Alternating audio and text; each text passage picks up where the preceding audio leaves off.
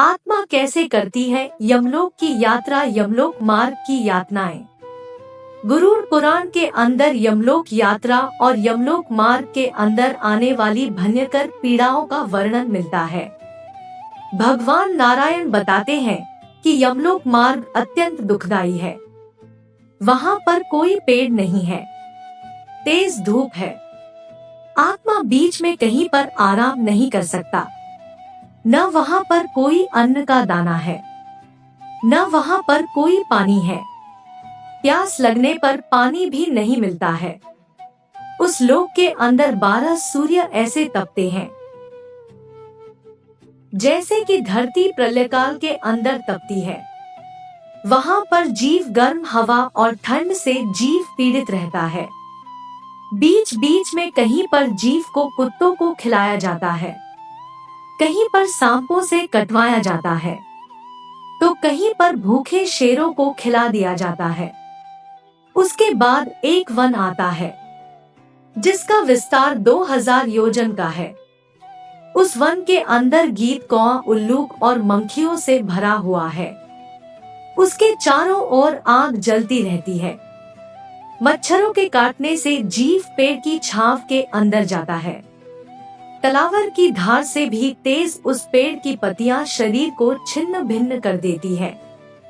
कहीं पर कीलों पर चलाया जाता है, कहीं पर पर्वतों से नीचे गिराया जाता है, कहीं पर अंधकार के अंदर चलाया जाता है, कहीं जोंक से कटवाया जाता है, कहीं कीचड़ के अंदर चला जाता है, कहीं जलती हुई बालू पर तो कहीं पर जलती आग के अंदर झोंक दिया जाता है।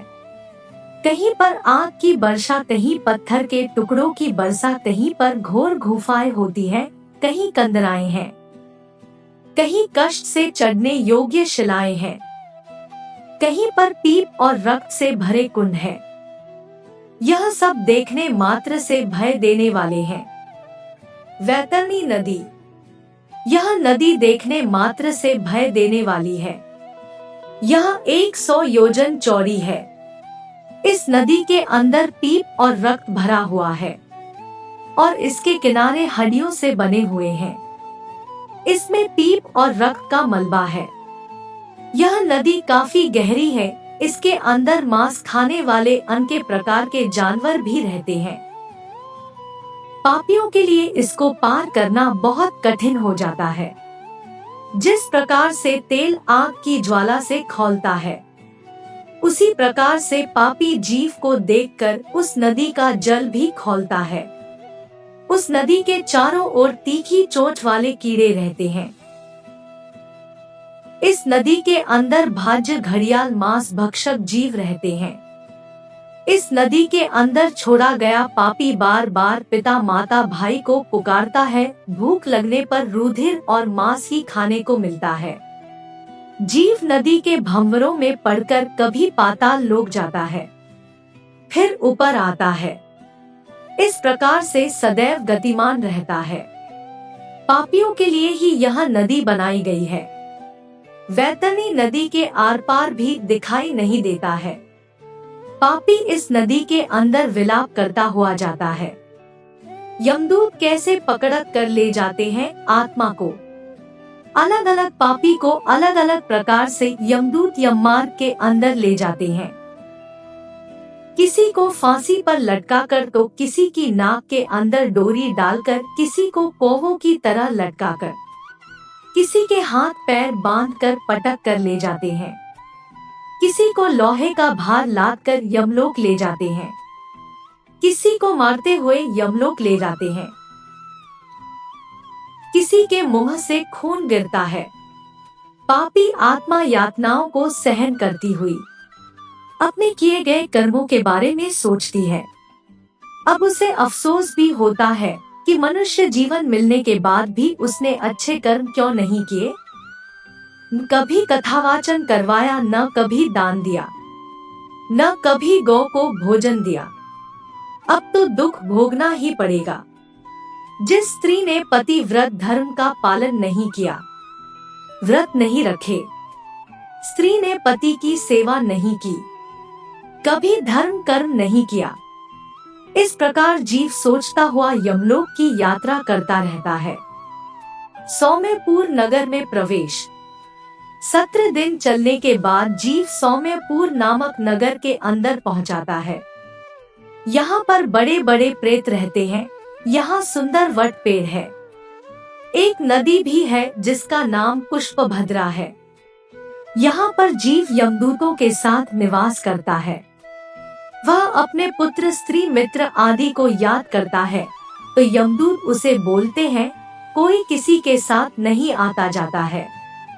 उसके बाद यमदूत बोलते हैं कि तूने कभी ऐसा प्रयत्न नहीं किया जिससे तेरी यम मार्ग से यात्रा ना हो, मतलब तूने कोई दान पुण्य नहीं किया है।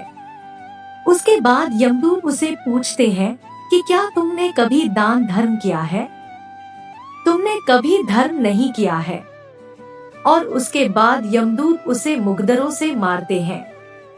वह बेहोश हो जाता है, डर कर भाग जाता है। यमदूत उसे पकड़कर घसीटते हुए ले जाते हैं। जीव 13वें दिन अपने घर से चलता है और सौम्यपुर के अंदर 17वें दिन पहुंचता है। सौरीपुर नामक स्थान में प्रवेश। यहाँ पर जंगम नामक राजा यम के रूप में विद्यमान रहता है। उसे देखकर जीव भयभीत हो जाता है। वहीं पर आराम करता है। वहीं पर जीव अन्न, जल, भोजन आदि को ग्रहण करता है। उसके बाद जीव एक भयानक जंगल के अंदर पहुंच जाता है, जिसको देखकर जीव रोता चिल्लाता है। जीव इन वन को 2 बार पार करता है।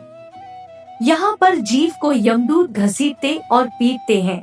3 महीने बाद वह पतनपुर नामक जगह पर पहुंचकर जीव भोजन आदि करता है। 1 महीने बाद वह शैलपुर नामक जगह पर पहुंचता है। वहाँ पर पत्थरों की बारिश होती है, जिससे जीव दुखी होता है। उसके बाद उसे खाने को मांस आदि मिलता है। उसके बाद जीव क्रौचनपुर पहुंचकर खाना ग्रहण करता है। फिर वह क्रूरपुर नामक स्थान पर पहुंचता है। यहाँ पर वह 15 दिन तक रुकता है। फिर यमदूतों के साथ चल पड़ता है। उसे यमदूत बुरी तरह से प्रताड़ित करते हैं।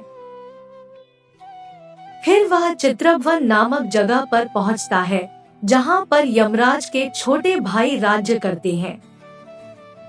उसे देखकर जीव काफी भयभीत हो जाता है। इधर उधर भागता है, लेकिन उसका वश नहीं चलता है। उसके बाद वैतरणी नदी के किनारे पहुंचता है। उसे वहां पर महल्ला मिलते हैं। उसे बोलते हैं कि यदि तुमने जीवन में पुण्य किए हैं तो तुम हमारी नौका के अंदर बैठ सकते हो। जिस व्यक्ति ने अच्छे कर्म किए हैं वही उस नाव में बैठ पाता है। गौदान सबसे अच्छा दान माना जाता है, जो वैतरणी नदी को पार लगाता है। पापी व्यक्ति को यमदूत नदी के अंदर फेंक देते हैं। जिसने दान किया होता है वह तैरकर नदी पार कर लेता है, और जो पापी होता है वह डूब जाता है। यमदूत उसके मुंह के अंदर कांटा फंसाकर उसे नदी के उस पार ले जाते हैं। अनेक नगरों को पार करता हुआ जीव रोद्रनगर पहुंचता है। फिर पयोवर्षण नामक नगर के अंदर पहुंचता है, जहां जीव को दुख देने वाले बादल बरसते हैं। उसे चैन नहीं लेने देते हैं। वही कष्ट के अंदर समय काटता है। उसके बाद वह प्रेमशीताग नामक जगह पर पहुंचता है। यहाँ पर हिमालय से भी तेज ठंड पड़ती है। जीव को सर्दी सताने लगती है, जहाँ वह अपने लोगों को खोजता है ताकि कोई उसकी मदद कर सके।